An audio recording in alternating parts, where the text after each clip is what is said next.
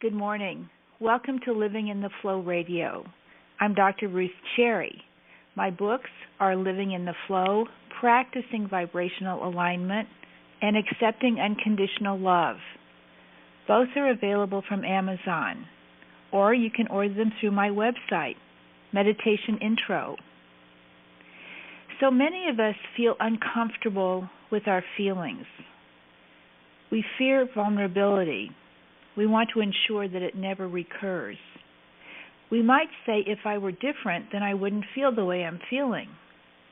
Perhaps it's, if I were married, I wouldn't struggle with this deep fear that no one could ever love me.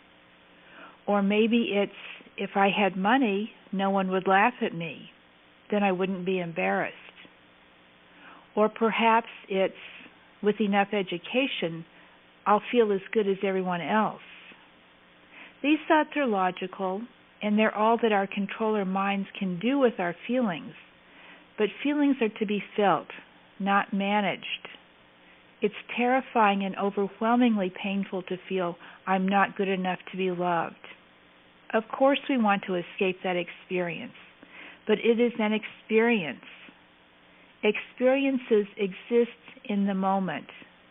They're not terminal judgments. Feeling afraid of being unlovable is a momentary experience. This second I am overwhelmed by my fear. Okay, well then breathe, stay focused on that feeling, and allow. When we breathe and accept our feelings without struggle or judgment or interference from our controller minds, they heal and they pass. Feelings are just feelings. They're always in process. Feelings move. They heal and they pass naturally unless we interfere in that process with our thinking. No matter what is in our feeling realm, if we acknowledge it and feel it and keep breathing and allow, it will heal and pass. Why do we fear our vulnerability, which is to say our feelings, so much that we block this natural flow?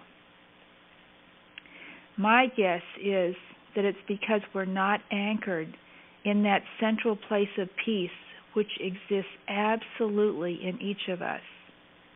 At our core, we are one with a greater reality. In our place of peace, we know we are protected. We know we always have a home, and that whatever we need will be provided.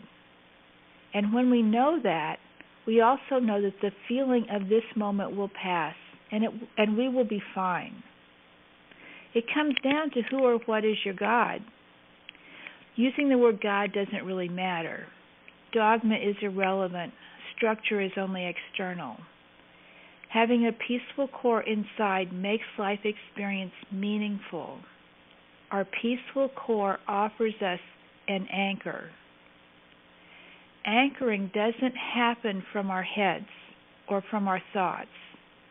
No one can give you an anchor.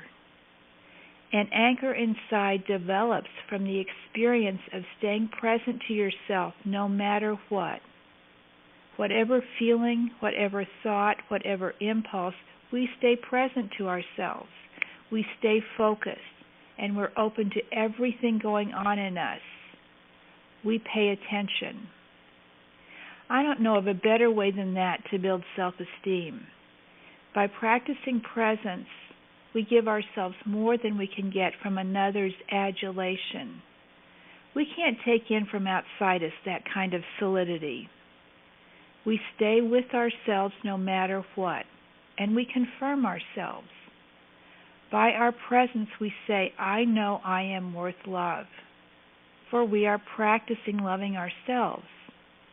We treat ourselves gently, and yet we know every ounce of what it is to be us, our fear and our shakiness and our immaturity, and still we say, I choose to be on my own side. What more could we want from anyone? A peaceful core exists for every human, but we have to work to find it. It abides under the struggles, and the mind's activity and the distracting busyness and the compulsivity. That peaceful core is our essence and the only place where we feel satisfied. I'm going to repeat that. That peaceful core is our essence and the only place where we feel satisfied. Efforting, amassing, achieving, competing don't bring us peace.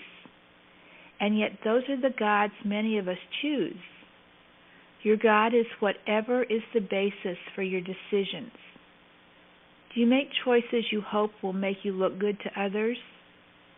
Do you make choices in favor of denial of your hurt? Do you choose to remain aloof and unknown, not from other people, but from yourself? That tells you what is your God. When you make choices from that place of peace at your core, then that is your experience of God. And like all experiences, it is momentary. So God becomes an experience of the moment. Always you have a choice. Do you want to be open to your inner world? Do you want to know your oneness with God and your perfect center? Do you want to operate from that deep place of peace? Or do you prefer busyness and distraction and focusing on your appearance? It's your choice. We've heard about surrender and trust, and perhaps those words sound appealing, if somewhat unsettling. You may roll the thought around in your head and debate the advantages of each side, surrender or not surrender, stay in control or trust. But at some point, it isn't an intellectual decision anymore. When you can't convince yourself to put one foot in front of the other in the same way you've always done it, when the moments of your life are so precious that even if you are terrified, it's preferable to being comfortably numb, something shifts in your heart and you know you must commit. Then you are ready and you jump into what you can't imagine. But you haven't felt this much yourself in a long time, so you know it's exactly the right thing to do. You consult that voice inside you with every step you take. You practice partnership, being silent and listening and receiving, and only then responding and moving, and then being silent again and doing it all over. You notice how the moments of your day go, how some doors present themselves and open and others slam shut, how the phone rings when you're emotionally available, or the mail that's been delayed arrives when you resolve a conflict. You know when you've closed your heart by the stony cold emptiness you feel. Your intuition becomes more valuable than your thoughts. For me, this step of partnership, acknowledging God's presence in my daily life, is facilitated by journal writing and meditating. In both these ways, journal writing and meditating, I create a space and I receive. With a partnership, there's always dialogue, isn't there? Most of us are better at speaking than listening. So when we journal write and when we meditate, we practice listening and receiving. We finely tune our receivers. It's a matter of attention, attending to the subtleties and nuances both inside us and around us, noticing patterns in what happens to us, finding consistency in the day when you can't get the lid off a jar, or the window won't open, and the battery in your car has died. Noticing that what happens to you reflects what is happening inside you, that there's a one-to-one correlation between the inside and the outside. At some point, in this process of trust and surrender and attunement, you will hear from your controller. This figure inside you was created to limit your vulnerability and to ensure your safety in the world by using logic and practicality. Your controller urges you to follow normally accepted ways of operating. Your controller is the one who says to you, use your head, or don't expect too much, or even, what will your neighbors or your relatives or your coworkers say? Your controller tells you to listen to your reason and the outside world and not to your intuition and your feelings. Your controller is concerned with fitting in with others and being accepted by them. So, of course, when you make this leap we've been talking about into the unknown inside yourself, your controller's anxiety skyrockets. That's a sign that you have realigned your allegiance. Your controller will tell you that it's not reasonable or realistic to live by following your intuition. Logically speaking, in the short term, your controller may be right. However, in the eternal scheme of things, it's not realistic to live any other way than by aligning with God, which you may call your higher power, or the universe, or source, or infinite intelligence. Because really, you know who will prevail in the end, so the winning side is clear. If you want to fool around in the first part of your life and try your hand at creating an ego and building an empire, that's fine. But once you walk through your 40s and your 50s and beyond, you may not be content with such mundane concerns. You've learned how to master daily life by now, and you've received the rewards, and so what? It's fine, but it isn't enough. This leap into the unknown engages your passion and your trust. This is the only way of living your life that allows you to feel completely alive.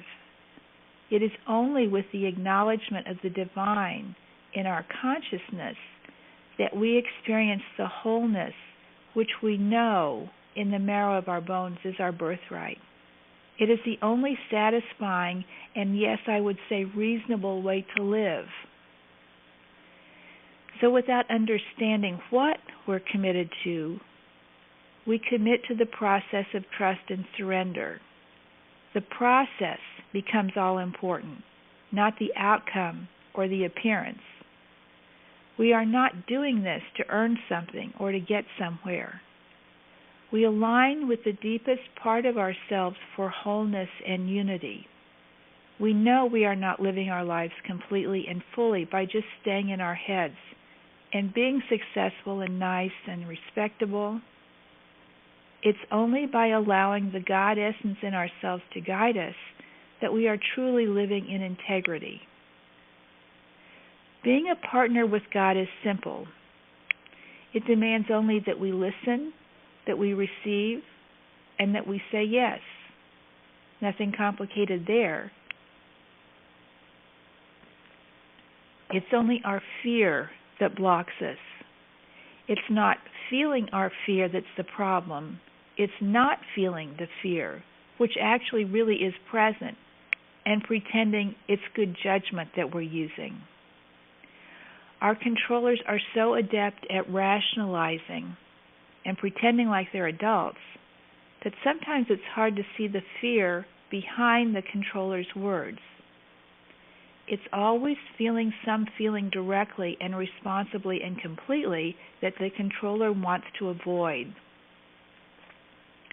Our controller uses good reasons for us not to be present to ourselves and thus to God. If you need to avoid anything inside yourself, you are avoiding God. God is present in the ugliness inside you and in your hate and greed and immaturity and hurt and selfishness and shame. The controller is in your self-righteousness and your apparent togetherness and your power over other people. Your controller who pushes you to participate in the social order is not God. Your controller may lead you to organize the church bazaar, which is a praiseworthy thing to do, but your controller is not doing God's work. It's fine, and it's often laudable to do good works. It's valuable to go to church. But doing good works doesn't necessarily come from the depths of who you are. Churches encourage character development, and there's nothing wrong with that. It contributes to the community and to the culture. Religion structures our freedom and points us in a direction which is good for us, but it offers us an external referent.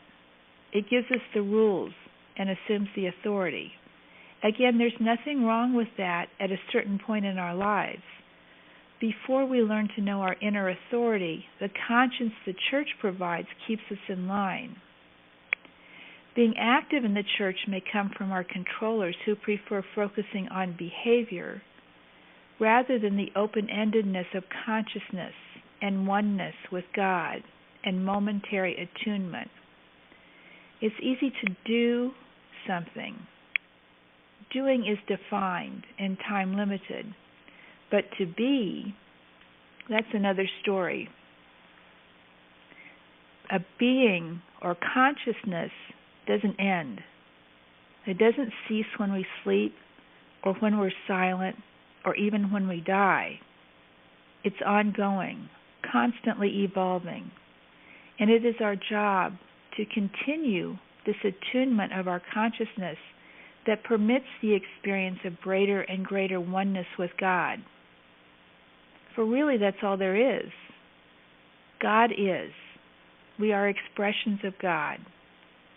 We use the first part of our lives to enhance our separateness. We develop strong egos and good reputations.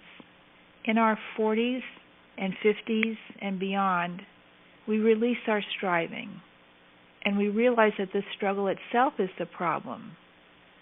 So we choose to just be.